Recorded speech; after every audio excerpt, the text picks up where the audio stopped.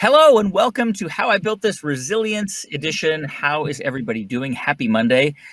Even though I've been wearing pajamas for the past 8 weeks, I decided to dress up today because it is Fashion and Beauty Week here on the show. And who better to kick it off than Marcia Kilgore, founder of too many companies actually to name, but notably Bliss, Soap and Glory, FitFlop, and the cosmetics brand Beauty Pie.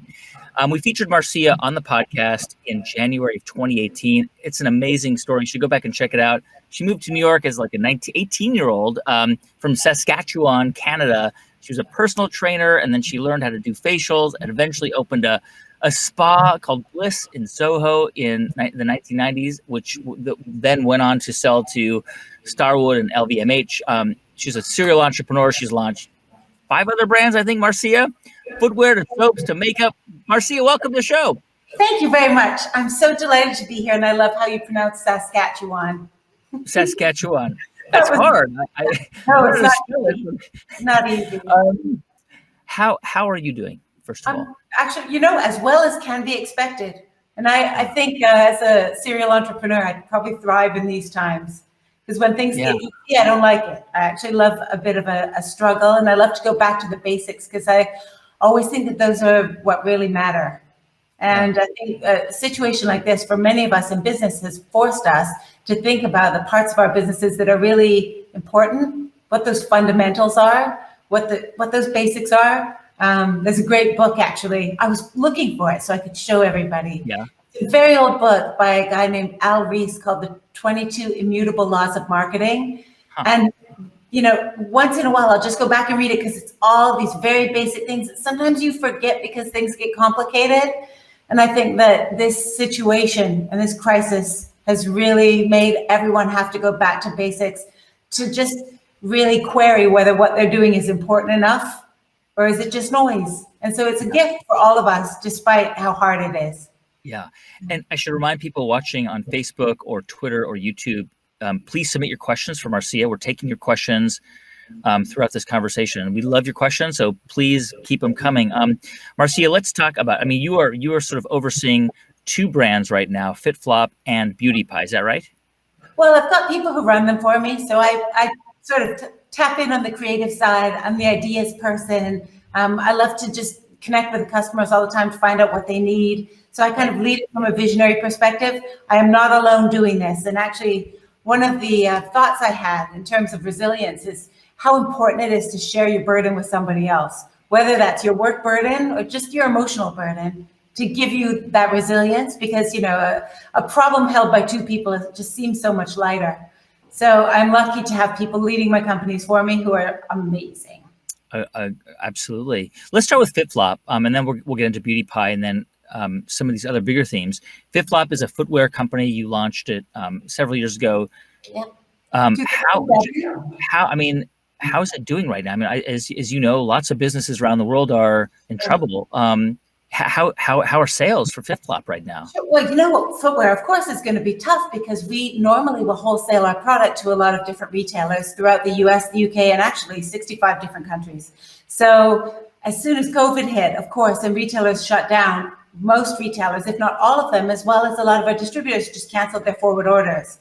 And we were having a banner year, Guy, which is sort of the worst time to be having a really great year. Our product looks beautiful. We had a new design team. There's so many great shoes that you just want to buy that retailers had seen that. And of course, we had bought because there was so much, we bought extra because we had this incredible momentum because the retailers were also really excited about the product. Yeah. Now, unfortunately, they all canceled their orders. So not only do we have our normal product that would have gone to them, but probably 30 or 40% more. So that's been a real challenge for us because we have to figure out, okay, what are we gonna do with all of these shoes? It's very interesting, though. Of course, people are finding their way to the internet, which is amazing. And we've had probably a doubling of our online sales because those who couldn't go into retailers are just coming to our site, to buy the shoes that they want and would have. And I find, it's fantastic to know that people love the brand so much that they're still buying shoes, despite the fact that not many people are spending that much time walking around outside. Yeah. So I guess that goes to the strength of the brand and the strength of the quality of product. And we're really excited about that. But obviously the retail side is tough, right? Because that's where most of your sales come in. So it sounds like you've been really trying to kind of pivot to the direct to consumer online side in the hopes that maybe that will kind of pick up some of the slack. Sure, we were really lucky. We were doing about a third of our business online. So about a third of the overall sales are done as online sales. And at the moment, if retail was not there, we would say that we're probably doing about 2/3. So actually, we've only lost about a third, which is sort of manageable.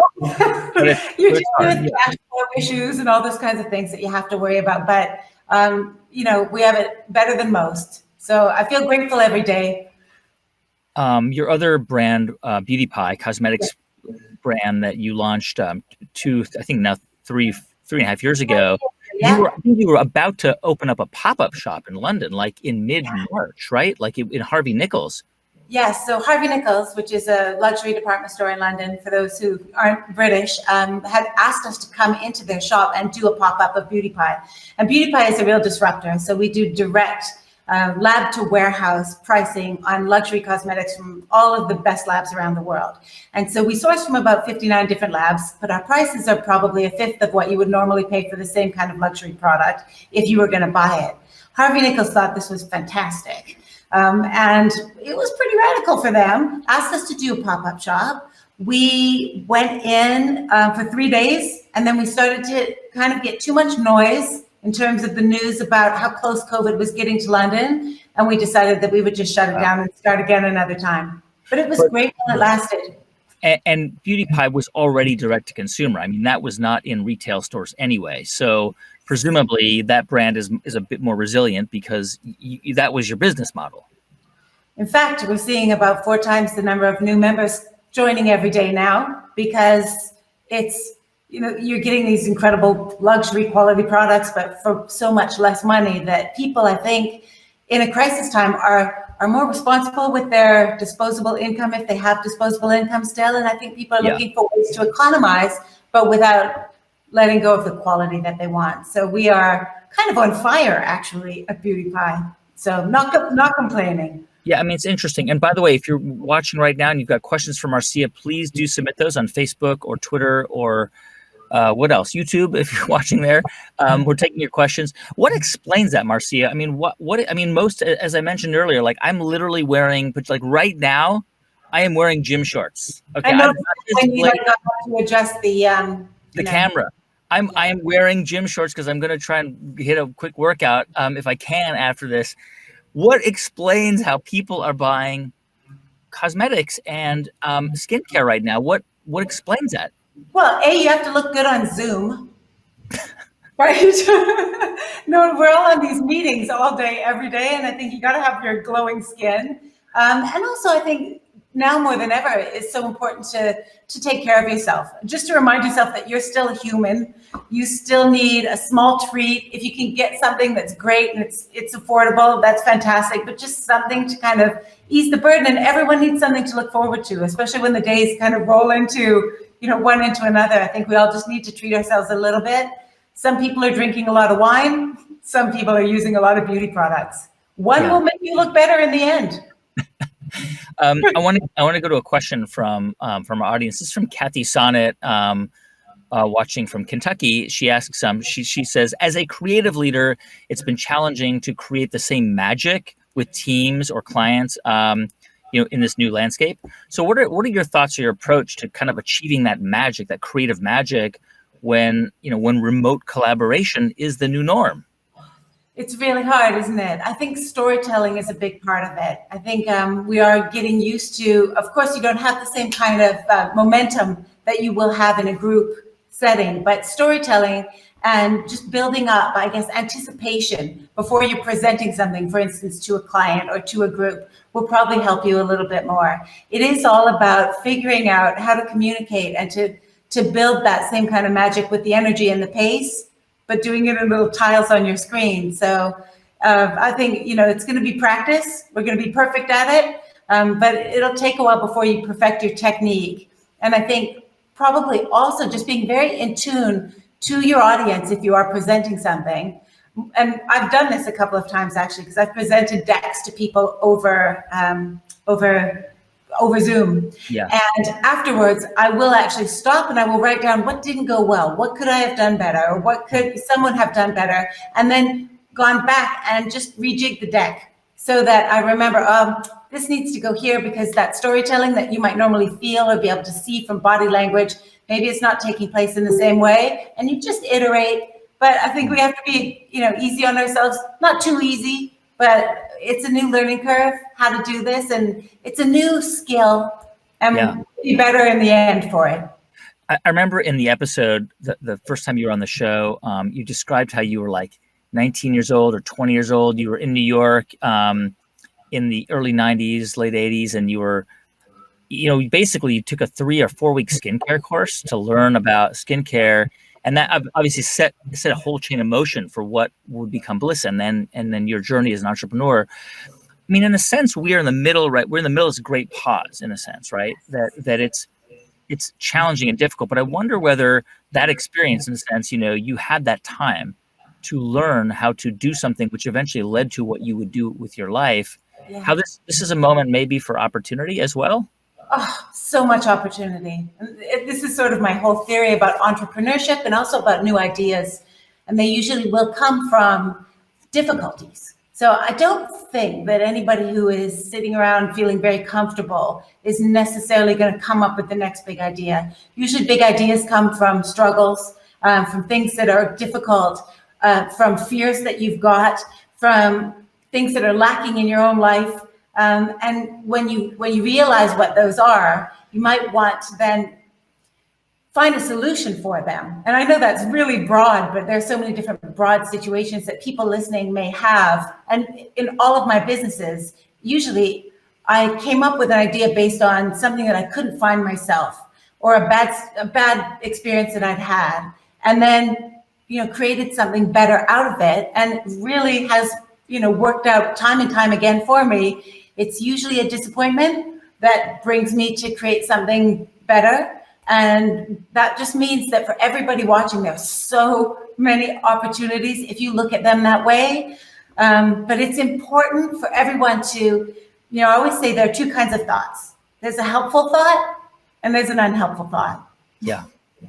That's it. Yeah. So when you're at home, either think, okay, I'm feeling this. I'm feeling scared. I'm feeling like I don't have this kind of skill. Well, let me go and get that skill rather than I'll never have that skill. Or what can you do? And always try, if you're having an unhelpful thought, to identify it. It's human. And then think, okay, do I need to have this thought? And instead, try and turn that into a helpful thought, and what kind of plan you can put in motion to get where you need to go.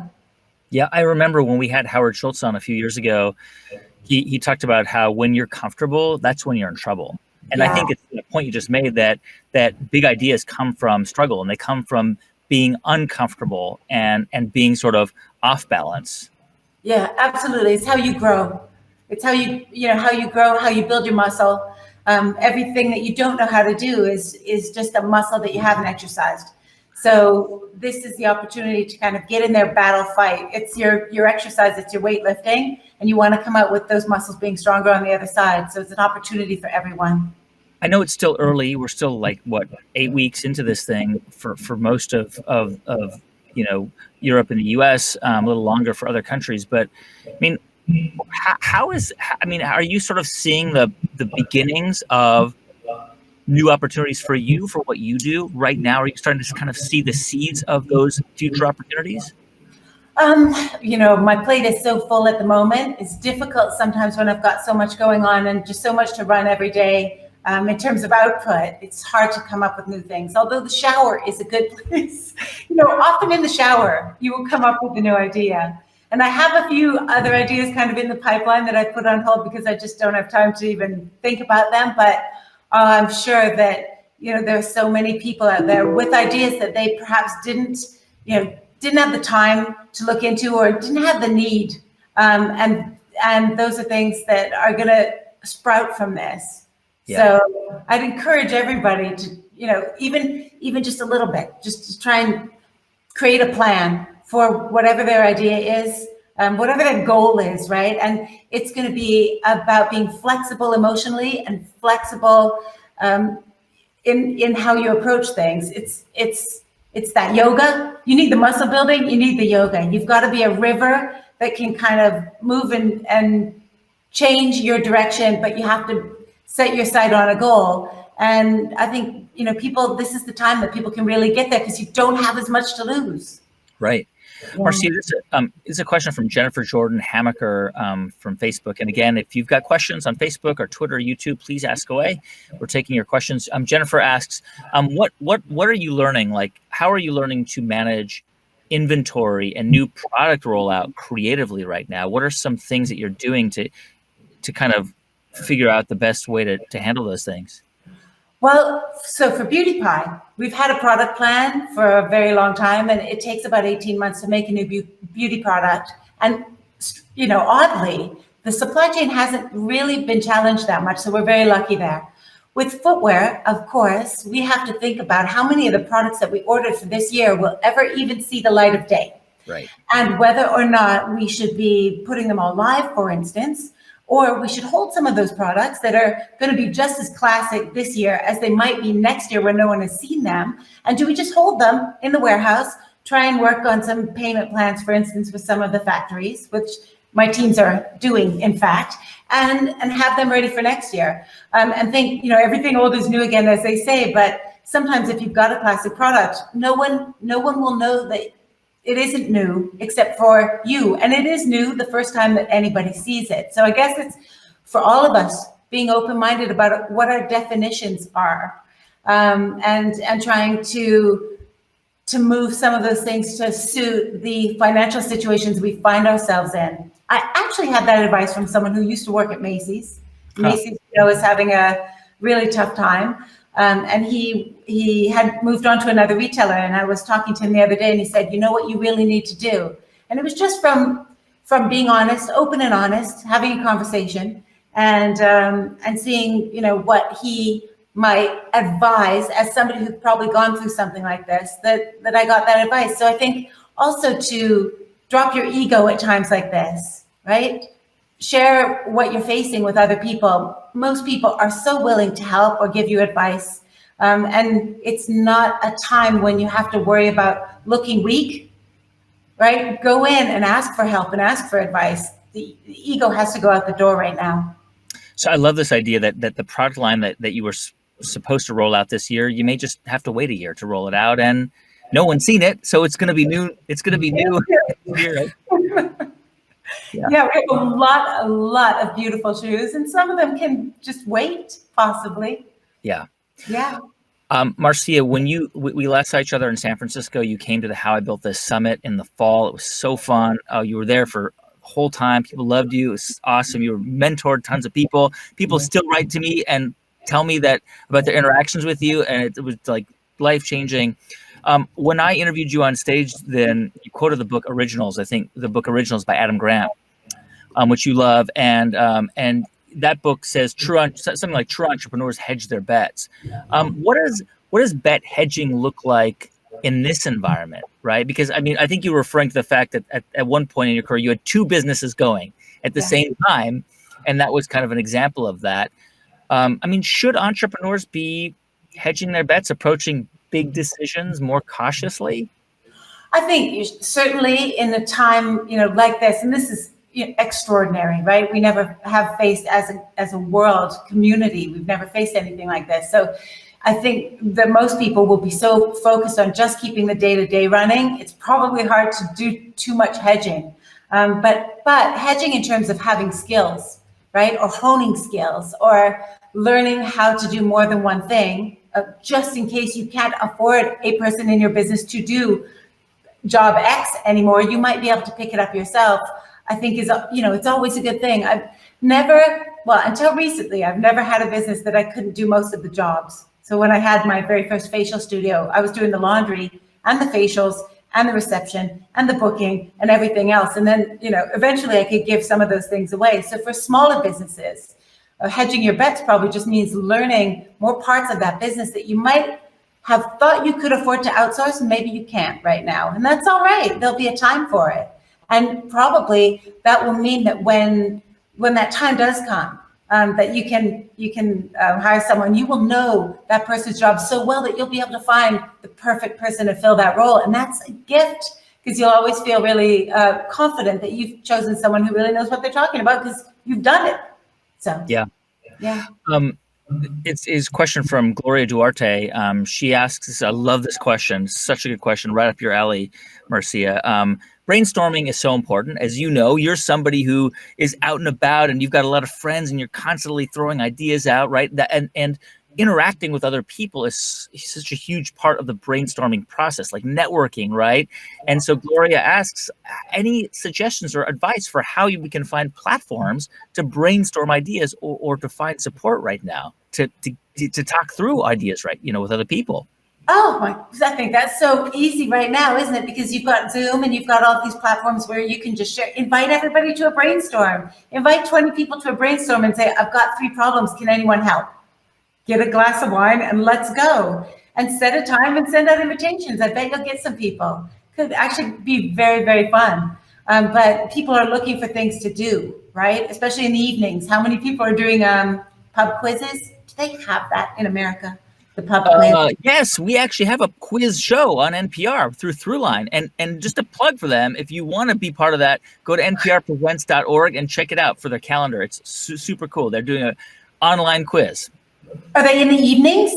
Yes. Oh, yeah. That's so great. Throughline, yeah.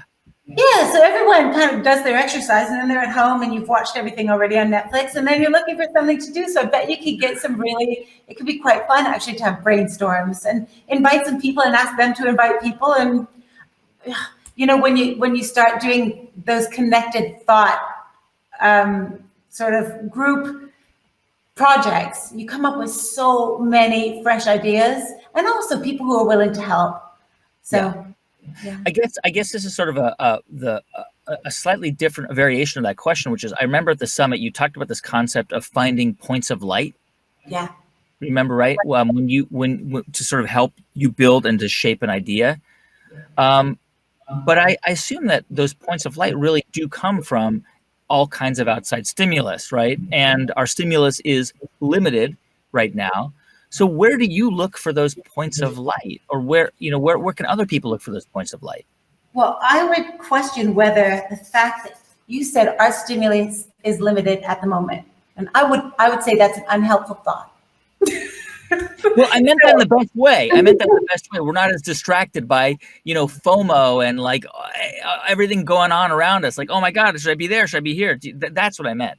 It's true, but there's so many people you connect with right now because they've got time. So yes. In fact, there's probably more time than ever to reach out to somebody to ask for advice or to, watch something. There are museum tours now that you can go to online. You might never think about doing that before. And that's so inspiring just to see art. And, there's so much here we are, right? Here we are. Different ideas, and what entrepreneurs can do. And when before this has there ever been so much incredible programming that's free to help people all over the world with whatever they're facing? I think it's a time where the generosity of spirit to put things out that help other people get through this has never been greater. And so I think if you look for it, you just have to get better at it. It might be that you're not used to searching for that stimulus this way, but it's just a new muscle that you can build. So you can get there. Marcia, I think about every time I've been to New York since I interviewed you, I think about you living in New York in the 80s, like came as an 18-year-old, like you knew nobody. Your sister was there. You came from Canada. You had no money.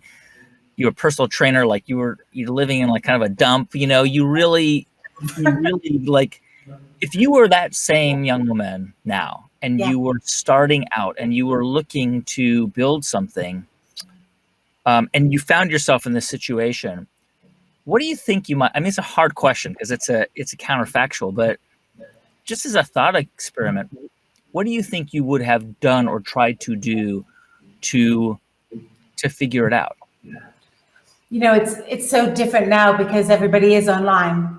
And I'd say it'll be easier, so much easier when lockdown ends and you can connect with people. But I think that what's going to make people special now and make you different is your ability to connect really closely with other human beings. And it's not going to be so much about rushing around, but what makes you special as a person will also be your greatest advantage. So that uniqueness and your network and your ability to be authentic with people, I think will give you, a real step up when you can connect with people. And of course, now that can be done via Zoom or via FaceTime or any of the other different platforms that we've got. But I do think that being your authentic self and working hard and focusing on what really matters to you in terms of your career and what you want to do is the way that it's going to go. Do you think that this crisis, this economic crisis, is going to change the way people consume cosmetics and beauty products? I mean, you are direct to consumer. FitFlop is a retail-based product, but with respect to Beauty Pie, I mean, do you see a future where more and more cosmetic brands are going to focus on direct to consumer rather than going into department stores and Sephora and that kind of distribution model? I think there were probably a lot of brands that are already direct to consumer, but they will have a direct to consumer model that also charges retail prices because you have to have the same price equivalence across all of your channels. That's the one thing that we did that was very disruptive. We just didn't charge for the retailer markup or for the celebrity marketing or for the middleman. So it's the same product, but much less expensive. And of course, it will depend on whether retail comes back. If you're a brand that's in retailers and on retail websites, you're going to have to charge the same price for your product no matter where people pick it up. So that's sort of the differentiator between us and other brands. It remains to be seen. I think a lot of people, when first hearing about Beauty Pie, say, well, we'd like to be able to go into a shop and try on a lipstick or try on an eyeshadow. And I'm not sure how soon something like that will come back because we're going to have to be really careful about trying on products that aren't, freshly wrapped, let's just say. Yeah. And presumably, I mean, technology is going to make it where you can try it on virtually, right? And it's going to look pretty true to life. Yeah, there's a lot of that out there already. So it's I think moving towards what's convenient, really. And I think some people will just love going into retail, and then some people just don't have the time and realize, they've said that what's happening direct to consumer from retail has shrunk from 10 years into a 6-month period of time because we're all forced to do it. And sometimes it does take being forced to do it to try something new. And then you do it and you think, wow, this is actually really great. Having that convenience of something delivered to your door. So it's going to be interesting, but we're feeling really lucky that we were on the right side of it during the crisis. A question from Kelly Marie Williams from Facebook. I love this question because I want to know the answer too, which is she's interested in knowing, how do you stay motivated when things are not going as planned, or when your personal life is not particularly motivating? She wants to bottle up your enthusiasm, Marcia. That is what she writes. How do you do it? Because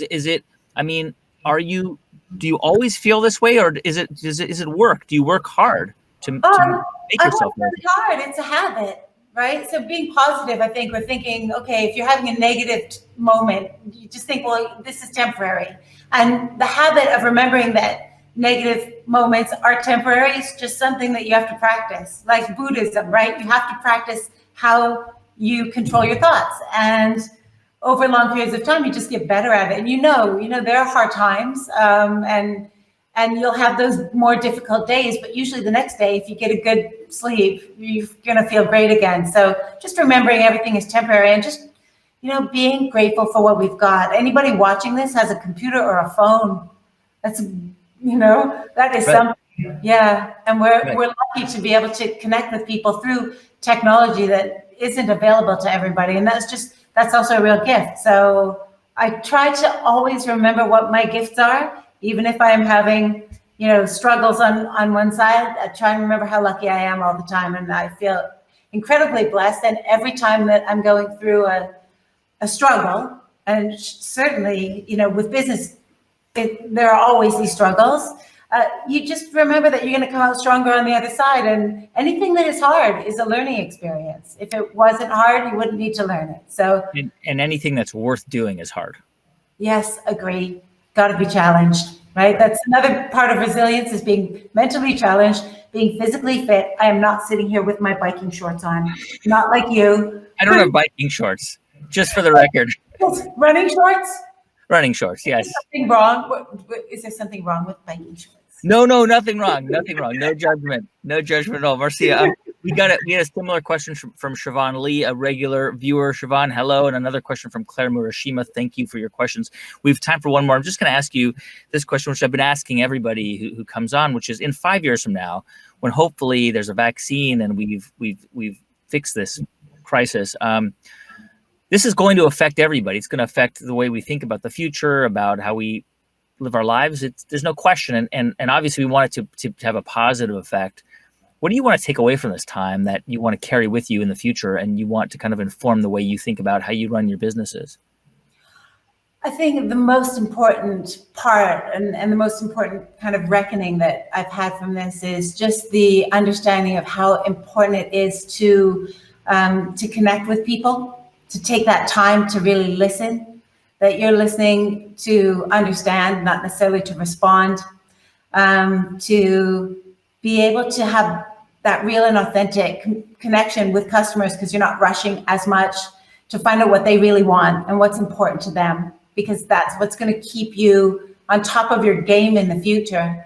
And being able to have those real heartfelt and true conversations with people. Like, this is a time that we're getting to do that you probably wouldn't normally have. So we really have to embrace it, take advantage of it, spend that extra time that we've got on our families, on our kids who we might not, I've not had to get on an airplane for 9 weeks. That is just absolutely amazing. And that's a gift too. So, because of technology, I'm able to be, with my kids, and also able to be with my customers. And that's a wonderful thing. So I love it. Stand by for a sec, Marcia. I just want to say hello to some people watching. I won't get to everybody, but Angie Ray in South Carolina, John Woods in Masonville, Colorado, Queenie Anderson in Virginia Beach, Catherine Reynolds in New Braunfels, Texas, Patricia Baybut in Rye, New Hampshire, Karen Tozy in Baltimore, Jackie Trott in London, Claire Murashima. Hello, Claire, in Chapel Hill, North Carolina, and many others. Thank you so much for watching. A couple of quick announcements. As I mentioned, this is Fashion and Beauty Week. That's why I'm wearing a jacket and a collared shirt, even though I've got my gym shorts on at the bottom. We are going to have a week of just incredible people. We've got tomorrow, Jen Hyman, the founder of Rent the Runway, will be here that's at 9 Pacific, 12 Eastern, same place. So bring your questions for Rent the Runway. Tomorrow, obviously, we're going to hear about how that business has been affected. Later this week, we'll have Sarah LaFleur of LaFleur, Ali Webb of Dry Bar, and James Reinhart of Thread Up. Same time, 12 noon Eastern, every day this week, right here. If you want to spread the word, please do so. Tell people about these conversations. If they're interested in fashion, retail, business, inspiration, whatever, please let them know. We are here for you and for our community of listeners to take your questions and to pose them to our guests. If you miss any of these conversations, they are all available on our Facebook page. You can see the entire video at facebook.com/howibuiltthis. And we also post excerpts of these conversations on our podcast. Speaking of which, we have a brand new episode of the podcast out today about Jo Malone. Jo Malone London, the perfume brand. It is an insane story. It's like a magical real. I know I've said that before about other ones. This really is like magical realism. There's dwarf rabbits. There's a magician. There's a Madame Lubati. It's a crazy story about how Jo Malone grew up in a council estate, public housing in London, and created this huge brand. So check it out. It's such a good conversation. And be sure to listen to the episode with Marcia Kilgore. Go back to your podcast too. I think we replayed it in August of 2019. Such a cool, inspiring story. Marcia Kilgore, founder of Bliss, Beauty Pie, Soap and Glory, Super Duper, FitFlop. Wow. Probably forgetting some. It's so great to see you. It's been so fun having you. Thank you for doing this. Thank you for having me. And good luck to everybody who's watching. We'll make it. We'll make it. Thank you.